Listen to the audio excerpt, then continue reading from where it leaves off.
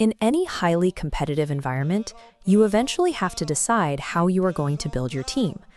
Do you stockpile endless capital to overwhelm the competition?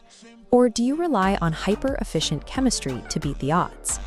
This side represents the engineered, capital-rich juggernaut.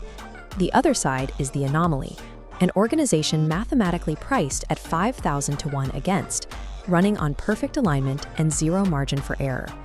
This chart maps the intersection of capital and impact, treating these clubs as case studies in high-stakes resource management. The stakes for getting this wrong are severe. If you execute a flawed model, you either burn through hundreds of millions in wasted investment, or you face immediate organizational collapse and relegation from the top tier. To accurately evaluate how to build a winning organization today, you have to understand the exact mechanics driving both of these extremes. In September 2008, the Abu Dhabi United Group, led by Sheikh Mansour, purchased Manchester City for £210 million. That single transaction injected a volume of cash that forced every other club to immediately adjust their financial baselines. Before that takeover, Manchester City had secured exactly one league title since 1936. They frequently bounced between the lower divisions. Suddenly, they possessed a virtually limitless budget and a new expectation for total dominance. On the opposite end of the spectrum sits Leicester City at the start of the 2015-2016 season. Just months earlier, this organization had barely survived relegation to stay in the league on the final day of the year.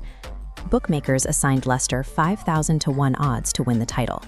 That number was an objective, mathematical reflection of a tiny, flatlined budget stacked against heavily funded opponents.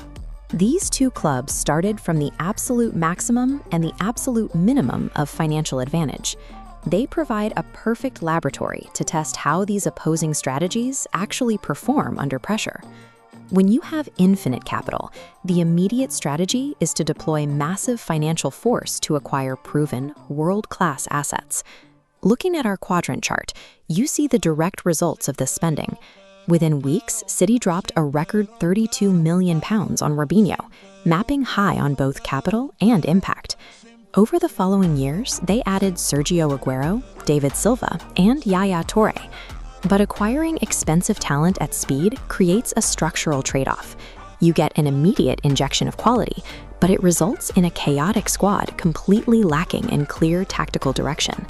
The organizational fix for this chaos was Roberto Mancini. Hired in December 2009, he imposed strict top-down structure and discipline to force the fractured investment to work together. The return on that structured investment was rapid. City climbed to 5th place, then 3rd, and secured the FA Cup, their first major trophy in 35 years. Limitless cash is not a standalone solution. If you want that massive investment to survive without collapsing under its own weight, you have to pair it with an equally ruthless, authoritative structure. There is a critical vulnerability built into this heavily funded model. When the financial input is this massive, the expectation is total dominance. Your margin for error shrinks to zero. We saw this pressure peak on the final day of the 2011-12 season. Trailing Queen's Park Rangers 2-1 in injury time, City were seconds away from losing the title to their fiercest rivals, which would have classified their entire financial project as a failure. In the 5th minute of injury time, Sergio Aguero smashed a right-foot shot into the bottom corner of the net. That single goal, securing the win on goal difference, instantly validated hundreds of millions of pounds in spending. This championship ended a 44-year wait and converted a heavy financial investment into a concrete requirement for annual success. Extreme wealth guarantees a high baseline of talent, but capturing the final prize still requires your organization to survive immense, high-stakes volatility when the system inevitably breaks down. Now look at the efficiency strategy. When an organization is completely starved of capital, you cannot compete on volume. You have to exclusively target and exploit massively undervalued assets. Returning to our chart, we see Riyad Mahrez. Leicester scouted and signed the Algerian winger for just £400,000. He mapped at the absolute bottom for capital, but stretched to the extreme right for impact, eventually winning the PFA Players Player of the Year. They added N'Golo Kanté for £5.5 million. His tireless midfield work rate was a structural necessity, masking the physical gaps inherent in a smaller, cheaper squad. The major trade-off of this hyper-efficient model is fragility. You absolutely cannot replace these core pieces if they get injured. The entire system relies on a fixed starting lineup maintaining perfect physical endurance. When that fixed roster stays perfectly healthy, you get peak momentum. Jamie Vardy, who was playing non-league football 4 years prior, broke the Premier League record by scoring in 11 consecutive matches. Underdogs do not succeed simply by outworking the opponent. They require perfect, flawless precision in their talent identification to even stand a chance. Managing these extreme setups require entirely different approaches. While Manchester City's expensive roster required an intense disciplinarian, Leicester thrived under Claudio Ranieri's warm, low-pressure environment. Ranieri used unusual internal incentives to protect his players from mounting external media pressure. He famously kept his squad focused by promising to buy them pizza every time they secured a defensive clean sheet. That cultural momentum was anchored by the defensive partnership of Wes Morgan and Robert Huth. Their uncompromising, dependable style provided the stable, physical foundation the rest of the squad needed to operate freely. On May 2, 2016, the convergence of team chemistry and rigid roster stability culminated in a Premier League title. When resources are capped, complex tactical overhauls provide diminishing returns. An underfunded team reaches its highest potential by relying on internal culture to bridge the financial gap. Let's map out these two distinct paths. If your organization has abundant resources, your primary hurdle is imposing rigid structure and managing rotation. This provides a guaranteed baseline and scalability. But with severely limited resources, you must target undervalued metrics and foster an us-against-the-world culture, creating a high chemistry anomaly. Here is where the paths diverge. Manchester City's model allowed them to continually expand the financial and talent gap over the rest of the league. Leicester's model relied on a highly unique alignment of variables that could not be replicated year after year. The heavily capitalized model is a cold, repeatable system. The extreme efficiency model is a singular moment in time. The global fascination and sheer local hysteria surrounding Leicester's victory stood in stark contrast to the calculated, almost expected reality of Manchester City's championships.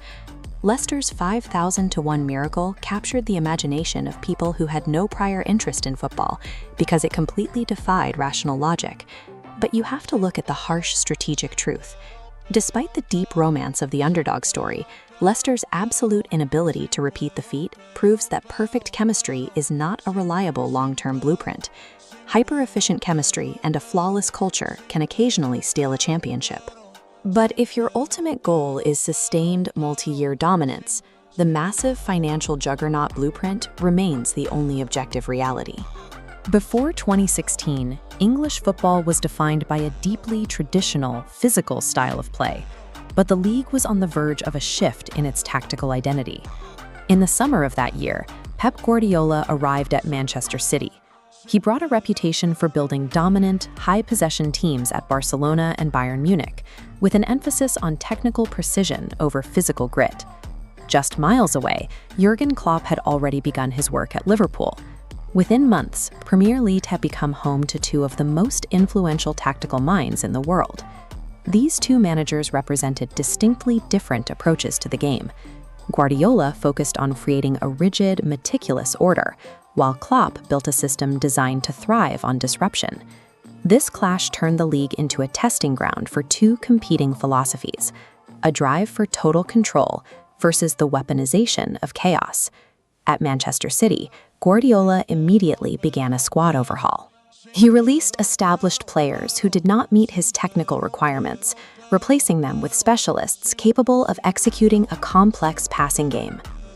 This diagram illustrates his positional play system. It requires players to maintain specific distances within a grid, ensuring the team always has passing options to keep the ball, while pressing the opponent high up the pitch. Notice the goalkeeper shape stepping forward. Guardiola replaced traditional shot stoppers with keepers like Ederson, who could act as an 11th outfield player to help build attacks from the defensive line. He also changed the role of his defenders. Watch the fullbacks move into the center of the pitch. By inverting players like Kyle Walker, City created a numerical advantage in midfield that made it difficult for opponents to win the ball back. This perfectly engineered system produced a 2017-18 season where Manchester City scored an astonishing 106 goals and became the first team in the history of the English top flight to reach 100 total points. City's dominance established a new statistical ceiling for the league, forcing rival clubs to reconsider how they organize their own defensive structures to survive. At Liverpool, Klopp was developing the antithesis to Guardiola's order. His system relied on emotional intensity and a high-energy style of play designed to break the rhythm of possession-heavy teams. This shows the mechanics of his heavy metal football. Liverpool's players functioned as a pack, swarming the opponent in their own half to force turnovers in dangerous areas. The moment they win the ball, the team moves vertically. Instead of building a slow attack, they use rapid transitions to strike before the opposing defense can reorganize. Mohamed Salah became the focal point of this system. His speed and work rate allowed Liverpool to punish teams the second a turnover occurred. In the 2017-18 season, Salah scored 32 goals, setting a new record for a 38-game Premier League campaign. Klopp proved that a system built on coordinated disruption and physical endurance could compete directly with City's methodical possession. These two perfected systems met head-on during the 2018-19 season. This chart shows the final points tally. City finished with 98 points, just one ahead of Liverpool's 97. Together, they finished more than 20 points clear of the rest of the league. The gap between first and second place was the smallest possible margin. To put this in perspective, 97 points would have been enough to win the title in almost every other era of English football. This race redefined the requirements for winning. A single loss or draw was now enough to end a title challenge, turning the Premier League into a competition where mistake-free football was the new standard. Liverpool maintained their pace, eventually winning the title in 2020 with 99 points, ending a 30-year drought for the club. Guardiola responded by winning 4 consecutive titles, a new record in English football. They secured the 2022 championship on the final day, scoring 3 goals in 5 minutes to overcome a 2-goal deficit and stay ahead of Liverpool in the standings. The impact of this rivalry can be seen in the rise of managers like Mikel Arteta. A former assistant to Guardiola, he has helped turn Arsenal into a title contender by implementing the same principles of positional play and high pressing. Other clubs, from traditional giants to newly funded teams like Newcastle United, have had to undergo their own systemic rebuilds to match the tactical and athletic levels set at the top of the table. Guardiola and Klopp did more than collect trophies. They introduced specific tactical benchmarks, from the role of the goalkeeper to the mechanics of the high press, that have changed how the game is played across the entire league. Welcome to Football HQ, where every football question is answered.